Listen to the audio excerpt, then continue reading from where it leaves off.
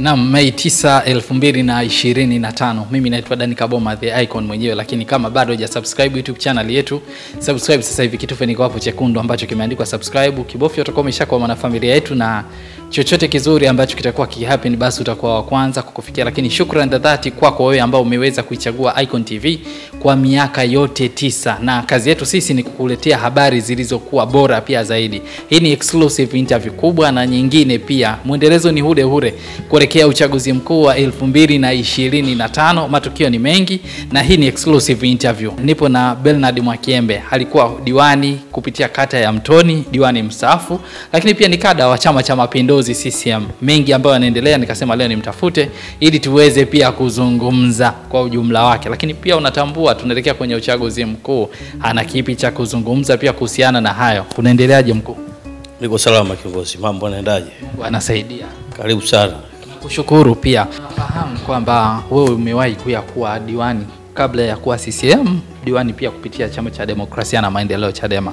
Kuna vuguvugu, mimi natamani tuende moja kwa moja kuliko kwanza kuzunguka zaidi. Kuna vuguvugu zito ambalo linaloendelea Chadema sasa hivi. Kuna kundi ambalo kwanza kabla hata ya hilo kundi tunafahamu walifanya uchaguzi mkuu ndani ya chama chao kwa ajili ya kuchagua viongozi, kwa maana kwamba mwenyekiti, makamu mwenyekiti, katibu mkuu na wajumbe pia kwa ujumla wake. Baada ya hapo tumeona kulikuwa na vuguvugu, muendelezo pia tena kuna vuguvugu tena lingine. Sasa hivi kuna kundi linaloitwa G55 kwa ujumla. Walikuwa wanapinga kuhusiana na no reform, no election. Baada ya hapo sasa hivi tunawaona wametoka tena upya baadhi yao kuanza kuondolewa ndani ya chama, wengine sasa wameanza kujiondoa wenyewe rasmi. Natamani kusikia neno pia, wewe umekuwepo ndani ya Chama cha Demokrasia na Maendeleo Chadema. Hii inaashiria nini? Kwanza nianze kwa kusema chama chochote cha siasa au familia yoyote ndani ya nyumba lazima kuwe na nidhamu. Ukiona nyumba haina heshima, mtoto anaweza kumtukana baba akamtukana mtoto, ujue nyumba ina shida. Kwa hiyo mimi ni kweli nilikuwa Chadema. Kipindi mimi nilikuwa Chadema ilikuwa na adabu. Yaani sisi viongozi wa chini tulikuwa tunaheshimiana kwenye ngazi, kila aina ngazi mpaka juu. Nafikiri Dani nakumbuka nje tu ya kuwa diwani wa Chadema kipindi hicho, mimi ndio nilikuwa mwenyekiti wa Chadema wilaya ya Temeke. Ni watu ambao tulikuwa tunasikiliza maelekezo ya viongozi. Nitakupa mfano 2000 na kabla sijawa diwani, mimi nilichukua fomu ya kugombea ubunge Temeke kupitia Chadema kipindi cha Ukawa. Lakini viongozi wangu wakasema hapana, kwa sababu tuna umoja, sasa hivi Temeke waachie chama cha wananchi CUF. Mimi kama kiongozi nilitii mamlaka ya viongozi. Lakini baadaye chama kikaingiliwa na virusi ambao sasa kila mmoja akawa mzungumzaji.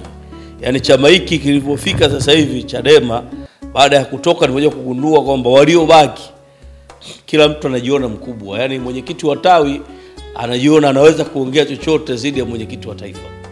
Sasa ukiona chama kimefikia hapo, ujue mwisho wake umefika sehemu mbaya. Lakini mbaya zaidi, walifika hatua kwanza kuwashutumu viongozi wa dini. Nitakupa mfano, wale Mashawe mtukana Askofu Show. Na mimi nilitoka nikasema Chadema, laana hii ya kutukana viongozi wa dini itakuja kuwagharimu. Na ndio mpaka leo laana hiyo inawasumbua. Anastaafu Mheshimiwa Freeman Mbowe ambaye amewajengea chama toka kikiwa hakina mwanachama hata mmoja. Wakiwa wanahangaika kutoka kwa Babu Makani kwenda wakina Mtei, alipokuja Mbowe ndio chama hiki kimekuja kusikika. Lakini mwisho wa siku wamekuja kumzihaki mwenyekiti wao mstaafu. Wanaweza kumtukana wakamuita wanavyotaka. Kwa hiyo laana haitaishia leo, itawatafuna sana. Ni laana inawasumbua. Ni sana wewe Dani ukamtukane babako leo, ukamziaki babako, hiyo ni laana. Kwa hawa G55 ni pamoja na hao kina Heche waliopo, ni laana inawasumbua. Huu mgongano hautaisha leo. Mpaka wakienda wakatubu, wamuombe msamaha Freeman. Na sio tukuomba msamaha Freeman, waende mbele za Mungu wakaombe radhi. Otherwise watashia kupiga kelele, sisi tunasonga mbele. Lakini Chama cha Demokrasia na Maendeleo Chadema wanasema kwa ujumla hata hii kauli ya no reform no election sio kauli ambayo ni maadhimio ya Tundu Antipas Lissu ambayo wao wanayapinga hawa G5. Ni maadhimio ya chama kwa ujumla. Ndio maana nimesema narudi pale pale, hiyo ni laana. Yaani laana kwa sababu shawakumba, wamesahau watachokuwa kizungumza. Unachozungumza ni sahihi. Kauli ya no reform no election ni maazimio ya baraza kuu lililopita. Na utaona kuna clip moja anaongea Benson mwenye Kigaila. Akisema kwamba kama hakuna mabadiliko ya kweli hakuna uchaguzi mwaka jana. Lakini jana juzi nimemsikia tena anapinga kile alichokizungumza yeye. Na wamesahau kwamba siku hizi mambo yako ni digitali. Ukikosea leo hicho kitu ulichokikosea kitaonekana miaka nenda rudi. Lakini mimi niwashukuru, hii itawasaidia Watanzania kujua kwamba kwa Tanzania chama madhubuti ni chama kimoja tu, Chama cha Mapinduzi. Hivi vingine hakuna chochote, ni waganga njia wanatafuta chakula tu na kuishi. Unadhani kuondoka kwa hawa G5 inawezekana kama ni mpasuko? Sio inawezekana, huo ni mpasuko tayari. Na huu mpasuko hautaishia hapo. Huu mpasuko utaendelea kuwatafuna. Kwa sababu hawa G55 wana watu wao kule ndani, wanawaunga mkono, kwa hiyo ni mpasuko ambao utaendelea. Na kwa hiyo ni kitu cha kuwashauri kwanza waende wakatubu kule kuwatukana Askofu Show, kuwatukana watumishi wa Mungu, waombe radhi kwanza, ndipo watapoenda kutulia ndani ya chama chao. Lakini kwa sasa hivi Chadema kuna mpasuko mkubwa. Lakini mpasuko huu walionao Chadema kwetu sisi Chama cha Mapinduzi ni fursa. Kwa sababu wakati wao wanagombana, sisi tuendelea kuleta maendeleo kwa wananchi. Wakati wanagombana, sisi tuendelea na maandalizi ya uchaguzi wa 2025. Kwa kwetu sisi kama wale watani wetu, sisi kwetu ni neema, tunasonga mbele. Na unaamini kile ambacho kinazungumzwa na watu kadha wa kadha kwa ujumla kwamba kinachoendelea kundi la G55 nyuma yake lina nguvu pia ya Freeman Aikaeli?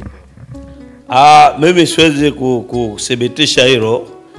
Na siwezi kuthibitisha kwa sababu mimi najua mmiliki wa chama cha Chadema hata kama leo hayupo ni Freeman Mbowe. Kwa hiyo siamini kama Mbowe anaweza kukiua chama chake kwa mikono yake. Alichokijenga kwa muda wa miaka mingi sana. Ni ngumu sana. Wale ni wahuni tu kama wahuni wengine. Kwa nini hawezi kuwazuia? Kuna watu wanasema kama Mbowe angekuwa anakitakia mema chama cha demokrasia na maendeleo Chadema, angeweza kusimama kuzuia au kusema lolote kuhusiana na G55, kwa sababu asilimia kubwa wengi ambao wako G55 ni watu ambao kipindi cha kampeni cha kutaka uwenyekiti wa chama walikuwa upande wake. Mbowe hawezi kuzuia kwa sababu hii ni shoti. Ni shoti ambayo amepigwa na Mwenyezi Mungu. Kama nilivyosema ni laana. Kwa hiyo laana inapokupiga yani unasahau kila kitu.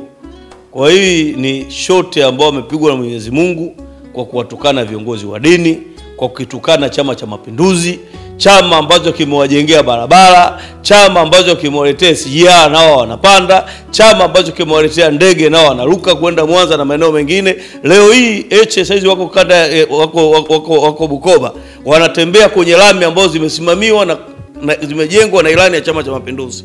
Kwa kukitukana Chama cha Mapinduzi ni laana. Kwa Chadema laana hii itawasumbua. Sasa nyinyi mtakwenda kupambana na nani kwenye uchaguzi huu? Chama cha Demokrasia na Maendeleo Chadema, chama kikuu cha upinzani, wanasema no reform no election. Sisi kwanza tujoipambana na chama chochote. Hawa wanatusindikizaga siku zote. Yaani wao wanatusindikiza tu, lakini wana nguvu. Hawana nguvu. Wana nguvu ya nini? Kama wana nguvu si wangeingia kwenye uchaguzi. Hawana nguvu. Yaani miaka yote chama tawala ni chama kimoja, Chama cha Mapinduzi. Vyama vingine vyote 17 vilivyobaki ni vyama vya kukisindikiza Chama cha Mapinduzi. Na kwa nini unatusindikiza? Kwa sababu kazi nzuri inafanywa na Chama cha Mapinduzi ambao Watanzania kwa mamilioni wanaiona. Na wewe mwenyewe Dani Kaboma ni shahidi, na ndio maana huko hadi hapa tunaweza kuongea hivi. Hii yote ni kazi nzuri ya Chama cha Mapinduzi. Lakini barabara zilikuwa zipitiki, tuna changamoto ya umeme, lakini vitu vyote sasa hivi viko salama. Watu wataenda kuchagua CCM, watu wataenda kuchagua Mama Samia, watu wataenda kuchagua wabunge wanatokana na Chama cha Mapinduzi, madiwani wanatoka Chama cha Mapinduzi, na utakuwa shahidi itapofika Oktoba mwaka huu. Kwa nini hamtaki uchaguzi uhuru na haki nyinyi Chama cha Mapinduzi? Ukisema utaki uchaguzi wa uhuru na haki unakosea. Uchaguzi ungekuwa sio uhuru na haki, kwanza tungesingetangaza. Lakini la pili tungeona fanya mambo vichocholoni. lakini zile step za uchaguzi zote ziko public. Tulitangaza tarehe kujiandikisha, watu wamejiandikisha, wao wakasema watu wasijiandikishe. Tumetangaza tarehe ya uchaguzi. Kwa uchaguzi kusema sio huru na haki sio sahihi, kwa sababu nikirudi tu mfano 2015 Chadema walikuwa na wabunge zaidi ya 70 mle ndani, viti maalum zaidi ya 49. Sasa kipindi hicho kulikuwa kuna haki, sasa hivi ndio hakuna haki. Sio sahihi. Uchaguzi ni wa huru na wa haki, na ninaamini waingie kwenye hii ngoma tukaicheze. Wanasema kila siku nyinyi kazi yenu mnategemea nguvu ya polisi ili muweze kushinda. Hamjawahi kushinda kihalali chama cha. Mimi nakataa hiyo hoja Dani, na nakataa kwa sababu za msingi. Mimi nilikuwa diwani kupitia Chama cha Demokrasia na Maendeleo. Polisi hawakuwepo. Polisi walikuwepo, lakini nikashinda kata ya Mtoni kwa kula nyingi na nikawapiga Chama cha Mapinduzi kipindi hicho.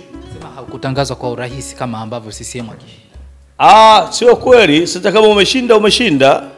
Yani kutangazwa au kutotangazwa ni mkakati wa mgombea. Unajua hii uchaguzi ni kama game tu. Kama ilivyo game ya mpira. Kwenye mpira kuna mbinu nyingi sana. Sasa mtu akikusidi mbinu huwezi kusema kwamba uchaguzi ulikuwa sio huru na haki. Kwa hiyo kama mimi niliweza kushinda nikiwa upande ule, John Heche alishinda akiwa upande ule, Mnyika alishinda akiwa upande ule, Zitto Kabwe ameshinda akiwa upande ule. Kwa hiyo siamini kama uchaguzi ulikuwa huru na haki. Wanasema kwa 2015 at least uchaguzi haukuwa na shida. Na ndio maana hata sasa hivi wanatamani uchaguzi huu ungekuwa kama uchaguzi pia wa 2015. Na kuelewa, na ndio maana kulikuwa na utaratibu siku zote kabla ya mwaka wa uchaguzi, huwa kanuni na sheria za uchaguzi huwa zinarekebishwa. Moja ya vitu kwa napigia kelele ni kuwa na tume huru, ambapo mpaka sasa hivi tayari tuna tume huru, tume ambayo inajisimamia yenyewe. Ambao wanasema hawajapitisha yale ambao wao wametaka, wamepitisha yale ambayo tume imetaka. Ni sio kweli kama tume ndio imetaka. Mimi bahati nzuri nilikuwa moja kati ya watu walikuwa wanapeleka mapendekezo. Kwenye hii nchi kila kitu ni win-win situation. Yaani inawezekani Chadema watoe mapendekezo, CUF watoe mapendekezo, ACT watoe mapendekezo, CCM tutoe mapendekezo, alafu tuache mapendekezo yote tuchukue chama kimoja. Ni ngumu. Tunachokifanya tunaangalia kubalance, check and balance. Tukichukua hiki sawa. Sasa tulipochukua mapendekezo mengine yale walikuwa wanataka wao, walikuwa wanataka yote tuyabebe kama yalivyo. Wao wanataka tume huru. Sasa hivi ukisoma kwenye zile kanuni zinasema tume hii ni tume huru ambayo haitaingiliwa na muhimili wowote. Itajitegemea yenyewe kama yenyewe.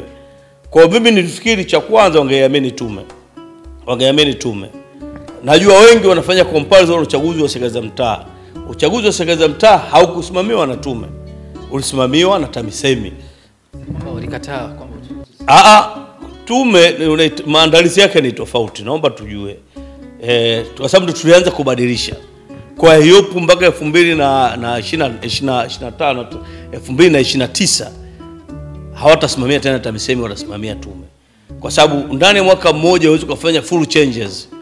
Ndio maana tume wakasema kwa sababu ndio tumeanza na maandalizi hayajakaa sawa, basi kwanza wasimamie TAMISEMI. Kwa sababu kwanza inapunguza gharama. Wakisimamia TAMISEMI kwa sababu tayari wana watendaji chini. Kwa hiyo gharama za matumizi zinakuwa ni tofauti. Ikisimama tume, maana yake tume inahitaji employee makamishna, yani gharama zake zinakuwa kubwa zaidi. Kwa hiyo ndio maana waliomba 2024 wasimamie TAMISEMI, uchaguzi za mbele zote zitasimamiwa na tume ya uchaguzi. Na wao wanajua.